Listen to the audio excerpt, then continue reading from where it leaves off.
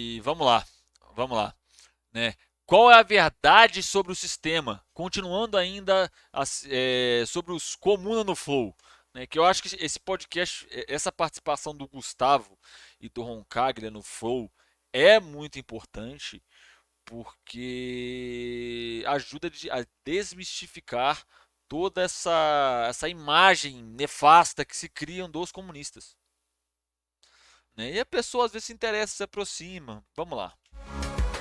Mas deixa eu só concluir a parte que a gente entrou na questão da Terra, aí eu já concluo aqui. A internet, ela não é uma criação, né, uma O Roncaglia é muito bom, velho. Na moral, isso é verdade, camarada. providência divina. Ela foi criada pelo exército norte-americano, com dinheiro do contribuinte norte-americano que levou a NASA, levou ao exército, nesse caso, as Forças Armadas, a desenvolver um sistema de comunicação interno a eles.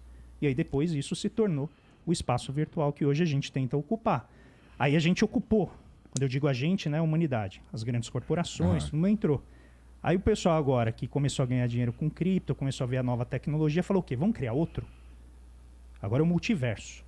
Vamos criar um multiverso e Cara, na moral, essa parada de multiverso não me entra na cabeça que, cara, nada me tira da cabeça que multiverso é só para especulação. Só para especulação. Você fala mais nada. Nada, nada, nada. É só especulação. É 100% especulativo. Nada me tira da cabeça que tem algo mais ali. agora a gente vai ter que ocupar lá. E aí vem o problema. Como é que você ocupa um espaço virtual que o custo de reprodução dele é zero? É zero. Você aperta um botão, você cria um NFT. Você aperta Ctrl+C, Ctrl+V, você cria outro NFT. Eu sei que a expressão é meio cringe, né? Ctrl+C, Ctrl+V. Você faz isso na programação, na verdade.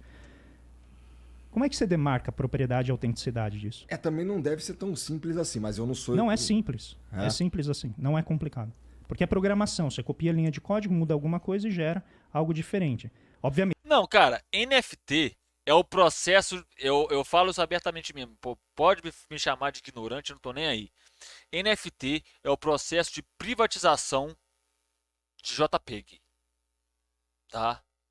Ah, olha, eu tenho a NFT do macaquinho, você pagou por um JPEG. O que é isso? Não adianta, pode argumentar que isso, porque não, mas o NFT ele pode ser usado para você comprar a entrada para um show. Então, existe isso, chama-se ingresso. Ah, não, porque o NFT pode te dar direito de ter um livro. Existe isso, chama livraria. Tá?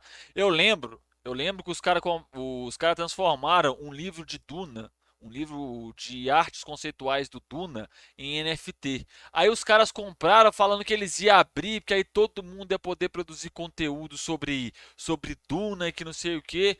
Aí os caras falaram assim: ô, vocês compraram NFT sobre Duna, não a propriedade intelectual sobre a obra. Tá ligado? Mano, é foda, velho. Mano, eu tenho a teoria que o Roncaglia, ele é um marxista que não se admite marxista porque ele não quer a porrinhação de saco. Para a gente fazer seria custoso, porque a gente não é especializado. Mas se você pega uma pessoa que é da área, ela faz isso com tranquilidade. O Bitcoin é uma maneira de você conseguir gerar autenticidade num bem ativo no espaço virtual. Bitcoin é quente. O Bitcoin é uma tentativa de criar propriedade privada num espaço público, em tese, em que você teria recursos ilimitados. Sem o Bitcoin, a capacidade de autenticidade... Aí depois veio o Ethereum e várias outras criptos, você não conseguiria fazer o processo de identificação e autenticação. Não é a única ferramenta, mas ela certamente acaba servindo a esse propósito. Então, nota, a gente está falando essencialmente de vários bens públicos. Como é que alguém chega e diz é meu? Então você tem que criar algum código aí para estabelecer a propriedade disso. E o Marx, né, eu adoro ler o Marx, ele Tá vendo? Ah lá. Ó, ó, ó, ó, ó, ó, ó, ó. Vamos voltar, hein? Vamos voltar. Pera aí, tá no volume aqui, pera aí. historicamente chega e diz é meu. Então você tem que criar algum código aí para estabelecer a propriedade disso. E o Marx, né, eu adoro ler o Marx, Oh, por que será, né? ele historicamente diz o quê? Isso aqui foi feito na força.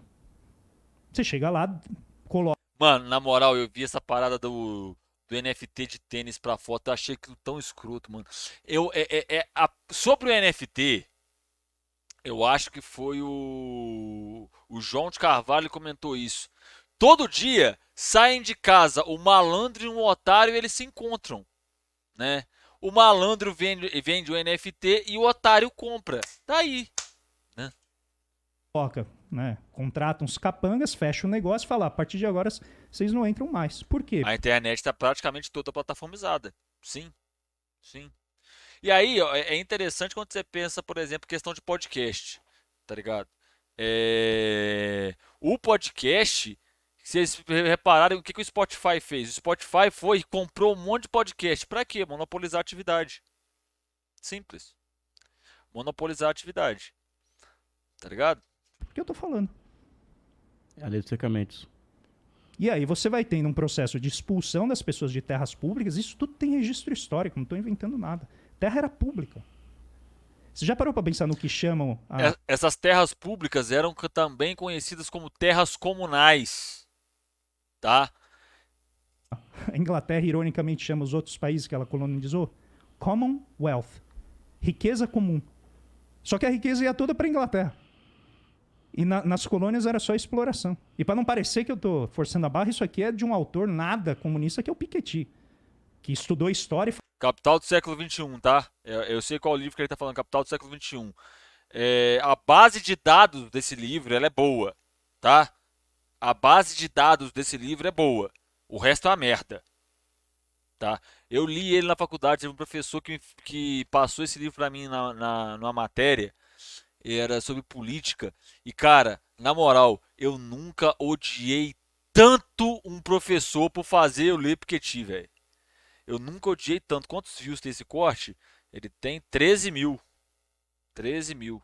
Mas esse corte ainda é recente, né, velho? Esse corte ainda é recente. falou: olha, os historiadores estão falando há décadas que é a exploração que ocorre, e é natural, a gente pode até analisar outros casos interessantes de exploração, eles são feitos na base da força. Só que aí tem um problema. Você precisa justificar isso. E o direito nasce, você lê John Locke, ele fala claramente, o direito serve para garantir a propriedade privada. Na Revolução Francesa, que derrubou o poder monástico, eclesiástico, tem um troço que é sagrado, a propriedade privada. O lema da Revolução Francesa era para ser liberdade, igualdade e propriedade. Só que, mano, você colocar propriedade num lema de uma revolução pega meio mal, né? Coloca fraternidade, fica mais bonito, não é? É sagrado, eles escrevem sagrado.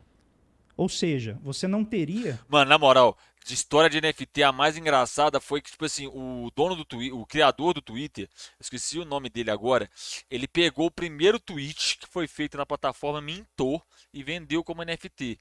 Se eu não me engano, ele vendeu por 9 milhões de dólares. Aí, um tempo depois, o cara foi tentar vender, o máximo que ele conseguiu foi uma oferta de $1.000, tá ligado? NFT deu boom durante a pandemia, porque, tipo assim, especulação, era novidade, tá ligado? É um ativo 100% especulativo. Era novidadezinha, tá ligado? E aí tem aquele caso lá dos caras que fazem os macaquinhos, que é entupido de mensagem subliminar nazista. É entupido. É cheio disso. Cheio. Até o Cauê Moura já fez vídeo falando disso, tá? Então,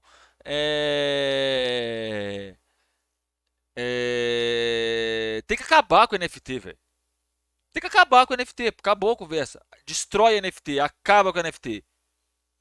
Simples. Acaba com o Bitcoin. Não serve de nada. Nada. A blockchain ela pode ter a sua utilidade. Não descarto a blockchain como uma possível utilidade. Mas o Bitcoin não serve de nada. Ele serve para um bando de vagabundo pegar um monte de placa de vídeo, botar torando, gastando um recurso para ficar lá brincando com um gráficozinho e vendendo para trouxa que quer comprar essa porcaria. É para isso que Bitcoin serve. Tá? Para isso que serve. Tá ligado? E aí, uma vez eu tive um debate com o ANCAP que é triste, porque os caras não sabem argumentar. Aí fica, não, porque Bitcoin é o futuro, porque Bitcoin é ecologicamente mais certo. Aí você pega pra ver como. Cara, na moral, pra quem acha que Bitcoin é ecologicamente melhor pro planeta, procure extração de silício.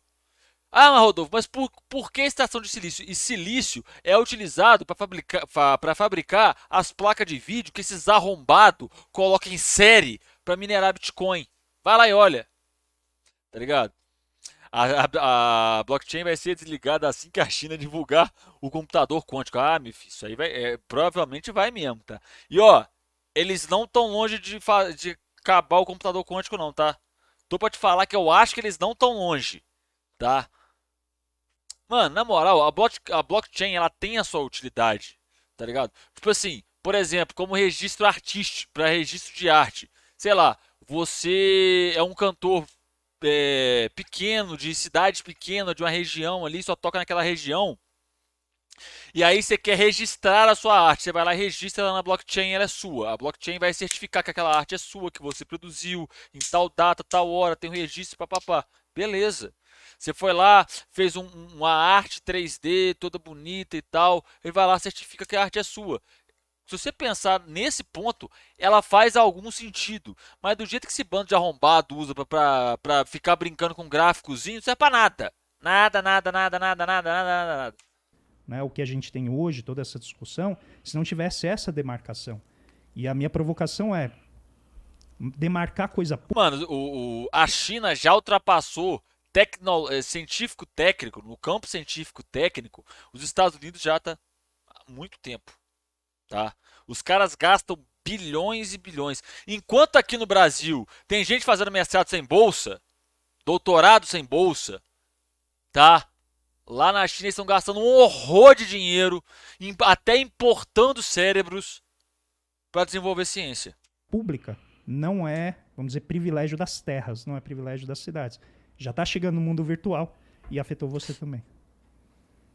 É isso, acho que a gente tem a gente acaba sendo levado por uma compreensão muito superficial, né, do processo histórico, mesmo porque não existe um aprofundamento nesse campo da gente não conseguir entender ou ter dificuldade para compreender que o capitalismo não teria se constituído como um sistema de produção dominante se não fosse a ação do Estado que monopoliza dois aspectos: a violência através do controle do exército e o monopólio jurídico, né? E ó, antes de qualquer comentário, essa parada do Estado ser o monopólio da força, da violência, ela é do Weber, mas o Marx ele aponta também essa questão do monopólio, mas o Marx vai além. O Weber para aqui. O Estado é o monopólio da força, da violência, ponto. O Marx ele vai além. O Marx que vai colocar a questão da perspectiva do Estado como um aparelho de repressão de classe. Quem quiser entender melhor e tiver tempo para ler, porque o livro é um pouquinho complicado, né? Eu recomendo a leitura do 18 de Brumário, tá? Ali o Marx é uma das análises políticas mais brilhantes que eu já li na minha vida inteira, tá? E eu não tô brincando. Leiam 18 de Brumário de Luiz Bonaparte do Marx, é brilhante. Tem um autor muito bom que é o Alisson Mascaro, que é Nossa, grande Mascaro. O Mascaro é muito bom, tá, velho? Mascaro é muito bom. um professor Fantástico. da São Francisco, que ele vai falar justamente esse ponto, que a gente não é que a gente vive num Estado democrático de direito, como se o direito, a compreensão do direito fosse algo universal, abstrato, que sempre esteve aí. Não, esse direito ele é imposto de uma determinada forma por um determinado grupo. Exatamente, por isso que a gente fala que a gente vive num estado de direito positivo, direito posto, direito imposto.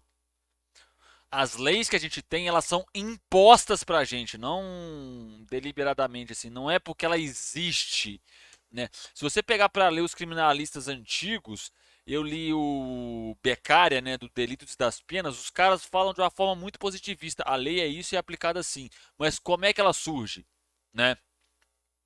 Um outro livro que eu li, que é do Marx, é Crítica da Filosofia do Direito de Hegel, o Marx vai fazer essa discussão, tá? Existe a lei, da onde ela vem? Não a lei não é o predicado, não é o sujeito, ela é o predicado, ela é o resultado de uma ação. Ela não é algo que já existe. Existe uma necessidade social de uma determinada organização social de criar essas leis. Quem cria essas leis? Elas servem a quem? Elas atendem aos interesses de quem? Tá ligado? E esse Crítica da Filosofia do Direito de Hegel é o livro mais difícil que eu li na minha vida. Mas é o que eu mais gostei de ler. Então a gente vive no Estado democrático sob o direito burguês, que é, a propriedade privada ser inviolável, entende? Então só é livre o sujeito que tem propriedade privada. Só que a gente tá se referindo à propriedade privada não como a roupa, tá ligado? Não como a coisa que a gente tem na nossa casa, mas a propriedade privada daqueles sujeitos que são considerados proprietários, senhores, né? São senhores que têm todo esse controle. Você vai ver a Constituição dos Estados Unidos, por exemplo, que vai falar sobre o homem tem direito à vida, à liberdade e à propriedade. Os 5, 6 primeiros presidentes eram todos escravocratas. Todos eles. Por quê? Porque não é uma dimensão, não é uma liberdade que é abstrata que vale para todo mundo. Ela vale para algumas pessoas. Quem são essas pessoas? São as pessoas que têm propriedade. O próprio John Locke, né, que os liberais adoram falar, no segundo tratado sobre o governo civil, ele vai defender abertamente a escravidão. Porque compreende que existem sujeitos que são mais sujeitos do que outros. O Smith também, Adam Smith também defende. Defende tudo isso. Então, aí, o ponto que a gente quer reforçar é que a crítica ao capitalismo não é uma crítica sobre essa base moral, mas porque existe uma força de violência e de repressão para poder garantir que esse sistema possa se perpetuar. Ou será que a pobreza... Ô, na moral, fazer react de camarada é muito bom, né, velho? Você precisa. Você acrescenta poucas coisas, faz algum comentário, uma aqui, outra ali, tá ligado? E aí, tipo assim, só pra enriquecer o debate. Mas, pô, os caras mandam muito bem, velho. pobreza que a gente vê sendo gerada no Brasil, ela é um acidente. Ela é um erro de percurso. O encarceramento da juventude negra e trabalhadora nas periferias, ela é um erro. Não, não é um erro. É o contrário. Ela é o sistema operando do jeitinho que tem que operar. Por quê? Porque você cria todo um ciclo de pobreza infinito, você cria... Sobre essa questão da prisão, ô gente, a prisão do jeito que vocês conhecem, eu já comentei outras vezes aqui, ela surge baseada na workhouse. A workhouse, procurem na internet imagens, vocês vão ver que aquilo é uma barbaridade. Eu não vou poder mostrar isso por causa de diretrizes do YouTube e da Twitch. Mas o que acontece? As workhouses, elas foram criadas para disciplinar o trabalhador do campo que não conseguia se adequar ao regime de trabalho nas cidades. Fora o fato que ela era destinada aos vagabundos e aos ociosos. Vagabundagem foi um dos primeiros crimes a ser estipulado dentro do sistema capitalista. Tá? E aí, tipo assim, não tinha uma compreensão do fenômeno, por que aquelas pessoas não tinham emprego. Não, é só vagabundo, só rotula. E aí, o que fazia com essas pessoas? Cadeia, casa de trabalho forçado. Vocês entendem? Então, quando a gente vai falar desse tipo de coisa, não é tipo assim, o capitalismo é bobo, feio e chato. Não, gente. Não é um debate moral. Eu não estou falando que as prisões surgiram da workhouse por causa de uma opinião. Eu não estou falando que as casas de trabalho forçado e o modelo panóptico e entre outras moldaram a prisão porque eu acho, porque é assim. E, por exemplo, se você pegar, e é interessante quando você pensa essa questão da prisão, porque surge a prisão do jeito que a gente conhece, né? Ela se espelha em outras coisas, ela se espelha na disciplina militar, na disciplina religiosa, o modelo panótipo que foi idealizado primeiro para o hospício e depois foi levado para dentro dentro das prisões, o trabalho forçado dentro das prisões saiu das workhouses, foi para a prisão. E aí, posteriormente, todas as instituições, todas elas vão copiar a prisão. Escola copia, hoje em dia, a escola copia a prisão, as fábricas copiam a prisão. Por quê? Porque esses ambientes são ambientes disciplinares. É aonde você ensina a disciplina. O principal motivo da escola existir não é porque você está lá para aprender conteúdo, é porque você está lá para ser disciplinado a viver em sociedade. Se você parar para pensar, disciplinado a viver em sociedade sem questionar. Professor nenhum gosta de. Não todos, né? Não vou generalizar. Mas na minha época de escola, os professores não gostavam de aluno que questionava. O aluno tinha que entrar dentro de sala mudo e sair calado. Tá? Justificativas para criminalidade, você não tem espaços de lazer, você não tem escola, você não tem alimentação. Tinha a família que entrou pro mapa da fome no Brasil durante a pandemia, porque a única refeição que a criança fazia era na merenda escolar. Exato. Eu vi isso como estagiário de As duas, escola na verdade. pública. Às vezes duas, né? Era a manhã e única almoço. forma.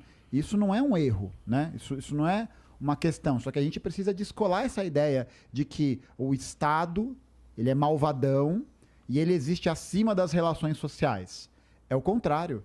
O Estado é um produto das relações sociais. Isso aí no Crítica da Filosofia do Direito de Hegel é até uma coisa que o Marx martela em cima do Hegel muito forte. Porque quando você vê esses ANCAP, essa galera falando do Estado, eles têm uma discussão que, ao meu ver, ela é burra, porque eles falam do Estado como algo descolado da realidade. E o Estado não é descolado da realidade, não, gente. O Estado ele é fruto das relações sociais. Tá ligado? E vocês têm que entender uma coisa: primeiro existe a sociedade para se existir Estado. Não existe Estado para depois se existir sociedade. Tá ligado? Não é isso. Só existe o Estado porque existe uma sociedade civil organizada e uma necessidade intrínseca a isso, que é a necessidade de dominação de uma classe sobre a outra. O Estado existia antes da burguesia assumir o poder. É um Exatamente. Estado dos reis, é um Estado monárquico.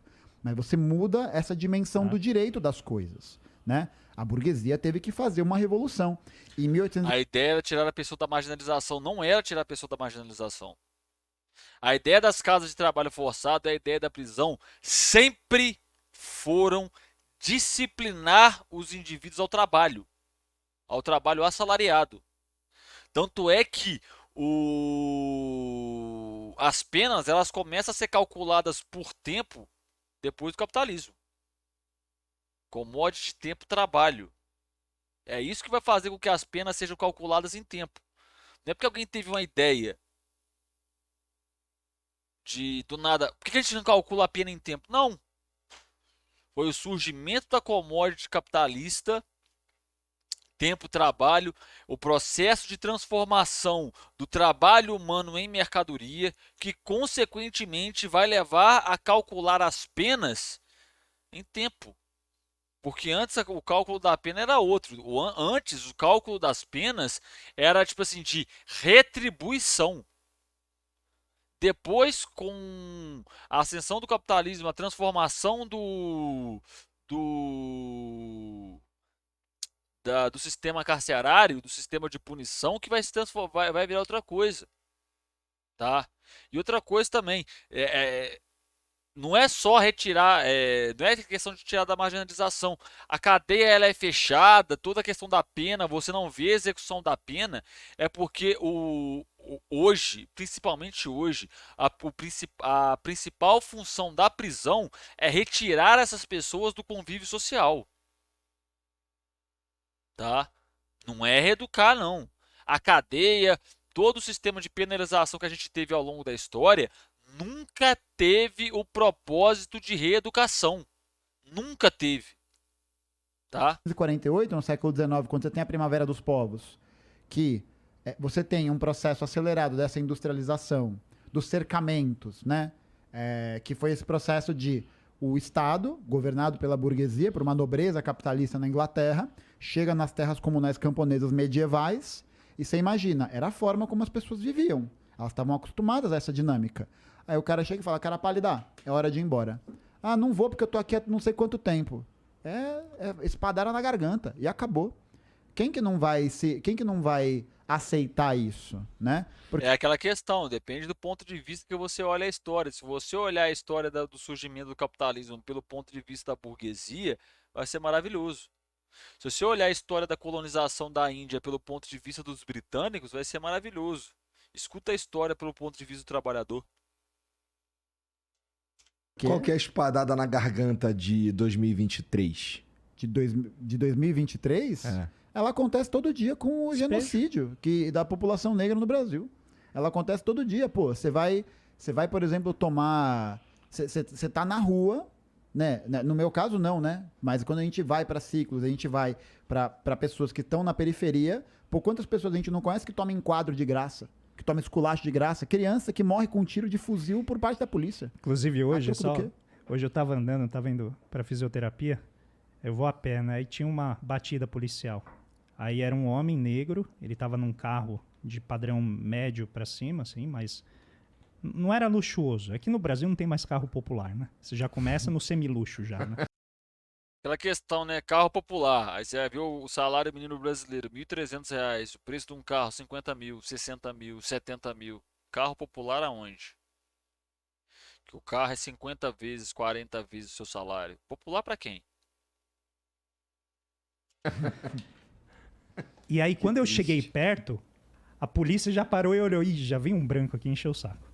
Né? Porque, nitidamente, assim, o cara tava de boa, não tava fazendo nada, tava com toda a documentação em dia. Só que eles deixaram o cara lá de pé, daquele jeito, tomando enquadro por muito tempo. E ficaram lá. Aí eles ficaram olhando pra mim se eu ia filmar, se eu não sei, porque já existe um desenho institucional pra isso. E é o que a gente coloca, muitas vezes, não depende da vontade do policial. Isso é um desenho institucional. Ele é quase que... a produção dele como policial é feita dessa maneira. Isso é verdade. Isso aí é verdade, porque, cara, não adianta você entrar numa... Você pensar, poxa, eu vou fazer prova da PM e vou ser um policial correto. Não adianta. O seu processo de formação, o seu processo de ação e com o próprio tempo de ação nas ruas vai te levar a cometer esse tipo de abuso. Porque o processo de formação de policiais, ele atende a um interesse, ele tem um norte. Então não adianta você entrar nessas instituições com a melhor das intenções e papapá. Aquela instituição tem um norte. Por mais que você seja policial que não vai parar um homem negro por qualquer motivo, outros 30 policiais vão fazer isso. E aí você é um. É um contra uma máquina gigante. Por isso que nós, comunistas, falamos que tem que destruir a máquina para acabar com o problema. Porque todos esses problemas estão entranhados nessa máquina. Nem percebe que é a ideia do racismo estrutural, né, que o nosso querido Silvio Almeida, ministro, um grande abraço para ele, veio... Nossa, o Silvio de Almeida tem textos brilhantes. Eu li um dele para a prova do mestrado que era falando sobre necropolítica. Nossa, brilhante.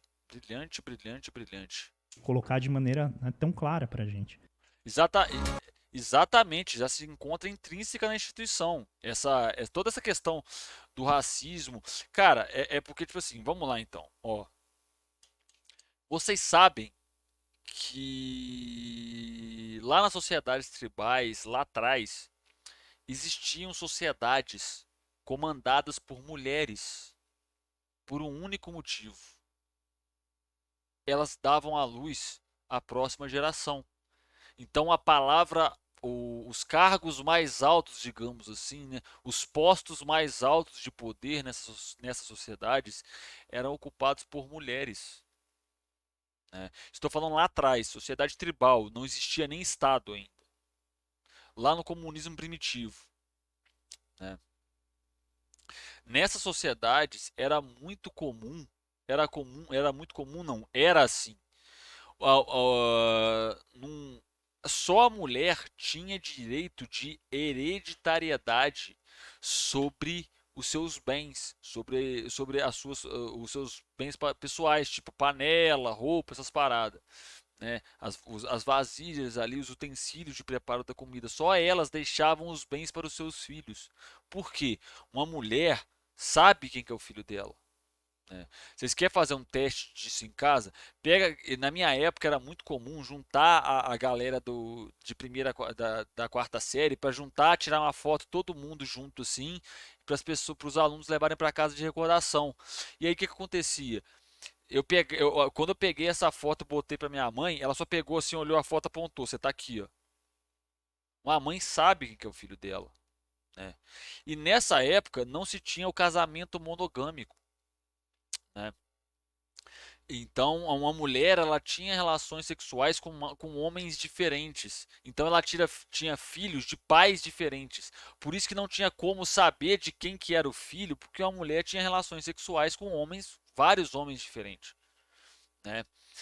Qual que foi o jeito que o homem encontrou de poder ter a hereditariedade sobre os seus bens?